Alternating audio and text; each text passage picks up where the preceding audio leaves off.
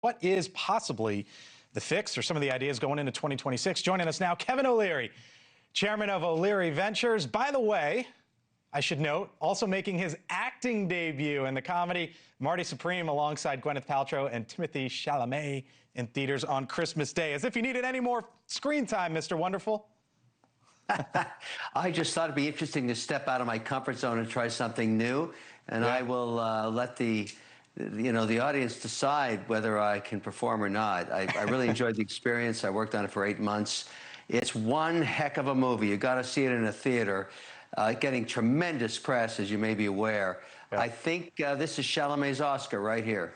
Okay, all right. I'll give it a look. My word for you. Let's talk about the economy here for a second. Housing. You know this. The new Fed chair not coming in till May. A lot of the housing policies done at the local level. The administration now all of a sudden talking up this housing plan. Can they do anything? What should they do? Housing's really tough. It's really tough because you've got so many elements. Let's start from the top. Mortgage rates, 2 rate cuts, 25 basis points each, hasn't made a dent in the mortgage markets because these are longer term, 5, 7, 10-year, whatever.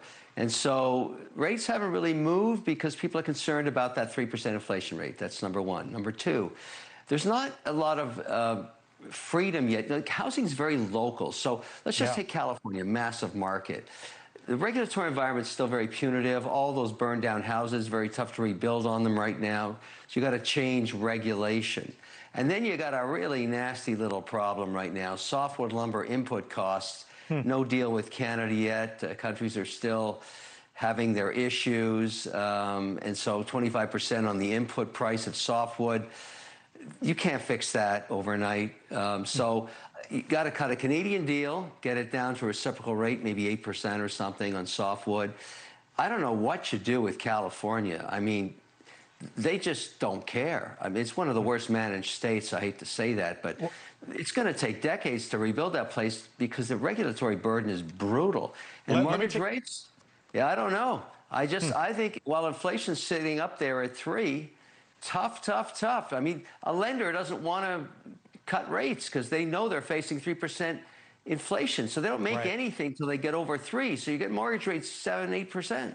Let me take you over to Kentucky. You just mentioned Canada and costs and tariffs. Here was the big story. Lexington Herald leader, major Kentucky bourbon maker Jim Beam, shutting distillery for 2026.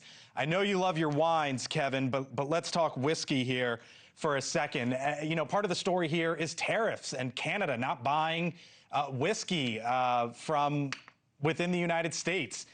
Is this a rebuke of the Trump tariff policy, or how do you view tariffs this year and going into 26? No, this problem is a specific problem. Doug Ford, the premier of Ontario, never went to meet with Trump pre-inauguration. They have no relationship, just an adversarial one on tariffs and car parts. And people have to understand Toronto, Canada itself is the 4th largest city in North America. It's massive. The LCBO, which is the regulated buyer of bourbons and whiskeys and American liquors, they've been shut down by Ford. You can't even buy a wine, an American wine in the LCBO right now. So they're loading up on French and other suppliers, Japanese whiskeys, you name it. They're in a poo-poo war, back and forth, going at each other, 25% tariffs, and I don't know. Should Trump end them? I mean, what are you telling your companies going into 2026? How do you view tariffs in 25? I really think the ultimate outcome, Carney is he's the new prime minister, is trying to solve this. Canada needs to get in a much more cooperative mode, and the U.S. has to get in a much more cooperative mode with Canada because Canada has all the natural resources the U.S. needs: water, paper, rare earth, commodities of all kinds, all priced in U.S. dollars, gold, silver, you name it, they got it. And the largest market's the United States. Why is there a poo-poo war? It's stupid. It makes no sense. There shouldn't be any tariffs between those two countries. Then you can bulk up against the real enemy, the Chinese. I mean, if anybody doesn't think the Chinese want to take over the global economy and come over the top, I'm not being paranoid. I don't mind the Chinese people. The Chinese government, they got plans. And the only way to solve it is to bulk up the North American economy by combining the economies, not the countries, Canada, the United States, and telling the Chinese, don't mess with us. We're too big. We're too big. You can't mess with us. You're never going to catch up with us. Too big. Thank you for watching. Subscribe below and download our NewsNation app right now on your phone, and you will get fact-based, unbiased news for all Americans.